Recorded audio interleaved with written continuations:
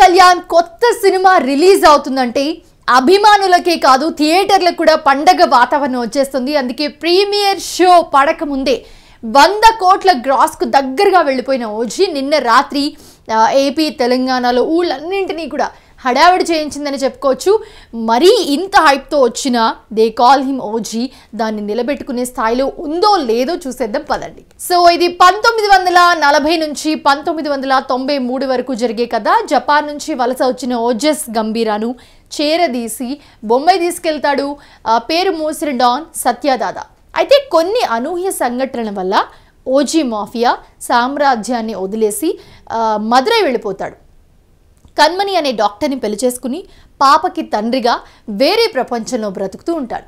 విదేశాల్లో ఉండే ఓమీ బావు వల్ల సత్యదాదా ప్రాణాలు ప్రమాదంలో పడతాయి.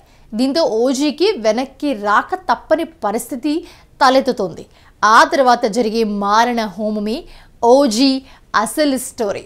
అయితే సుజిత్ సబ్జెక్ట్ కన్నా ఎక్కువగా ఒక ఫ్యాన్ బాయ్గా పవన్ కళ్యాణ్ని ఎలా ఎలివేట్ చేయాలనే దాని మీద ఎక్కువ దృష్టి పెట్టడం వల్ల కథనం పల్చగా సాగినా కూడా అభిమానులకు గూస్ బంప్స్ చెప్పించేలాగానే ఉంది. ఇలానే చెప్పుకోవచ్చు మనం. ఎందుకంటే ఫస్ట్ హాఫ్లో హై అనిపించే మూమెంట్స్ చాలా ఉంటాయి.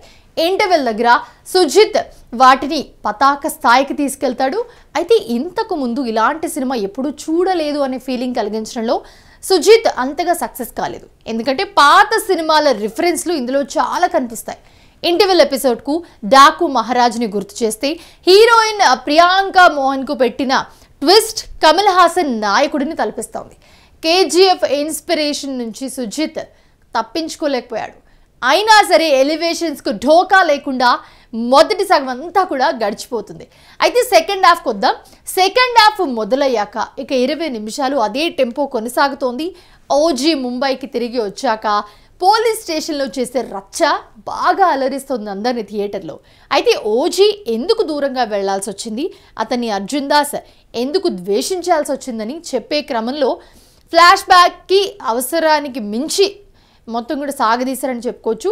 ప్రీ క్లైమాక్స్ ముందు నుంచి కూడా మళ్ళీ సినిమా ఊపందుకుంటూ ఉంటుంది. అయితే అభిమానుల కోణంలో చూస్తే ఓజీ ఫుల్ మీల్స్ పెట్టేసింది. కానీ రెగ్యులర్ ఆడియన్స్కి అంత ఫీల్ ఇస్తుందా అంటే చెప్పలేం.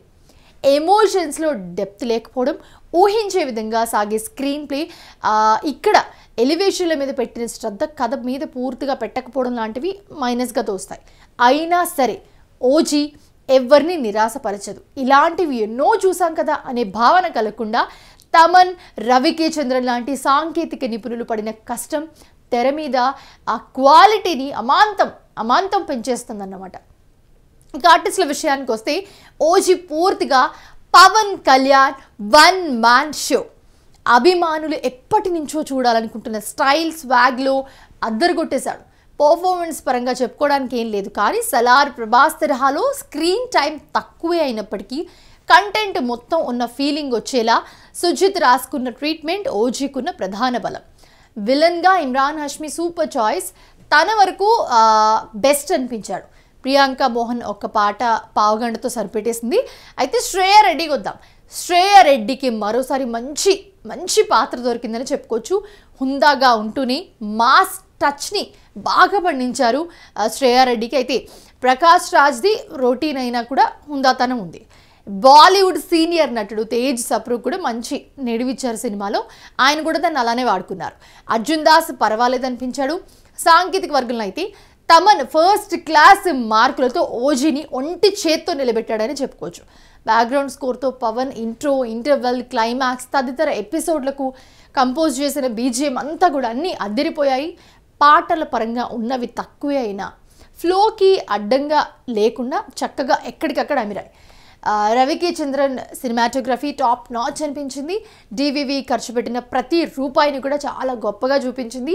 నవీన్ నూలి ఎడిటింగ్ ఒక పావు గంటను తగ్గించే అవకాశం ఉన్నప్పటికీ తను వాడుకోలేదు. ఇక డివివి దానయ్య నిర్మాణ విలువలు ఎప్పటిలాగే చాలా గ్రాండ్గా, లావిష్గా కనిపించాయి.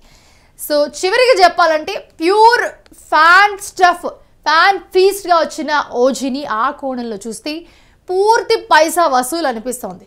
దర్శకుడు సుజిత్ ఉద్దేశం కూడా అది. పవన్ కళ్యాణ్ని ఇంత మాస్గా చూసి ఎన్నో సంవత్సరాలు గడిచిపోవడంతో ఒక్కసారిగా ఫ్యాన్స్ అందరి ఆకలి తీరిపోయే రేంజ్లో కంటెంట్ ఇచ్చాడు. అయితే కామన్ ఆడియన్స్కి పవర్ స్టార్ స్క్రీన్ ప్రెజెన్స్ ఆరా తప్ప ప్రత్యేకంగా చెప్పుకోవడానికి ఏం లేదు. కానీ వాటి కోసమే థియేటర్కి వెళ్తే అసంతృప్తి చెందే ఛాన్స్ లేదు. సో హ్యాపీగా బయటికి రావచ్చు సినిమా చూసి. అలా కాకుండా గబ్బర్ సింగ్, అత్తారింటికి దారేది రేంజ్లో ఏదేదో ఊహించుకుంటే మాత్రం కొంచెం కష్టం, కొంచెం ఇష్టంలాగే అనిపిస్తుంది. సో ఇంకా పవన్ కోసమే వెళ్తే మాత్రం అస్సలు డిసప్పాయింట్మెంట్ అవ్వరు, ఆ రేంజ్లో ఉందని చెప్పుకోవచ్చు. ఇక ఫ్యాన్స్ అయితే వాళ్ళ సందడి, ఫ్యాన్స్తో పాటు అందరు సెలబ్రిటీస్, మూవీ స్టార్స్, ఇన్ఫ్లుయెన్సర్స్ అందరూ కూడా. సో ఇంకా ఓజీ ప్రీమియర్ షోకి వచ్చి చేసిన హడావిడైతే అంతా ఇంత కాదు.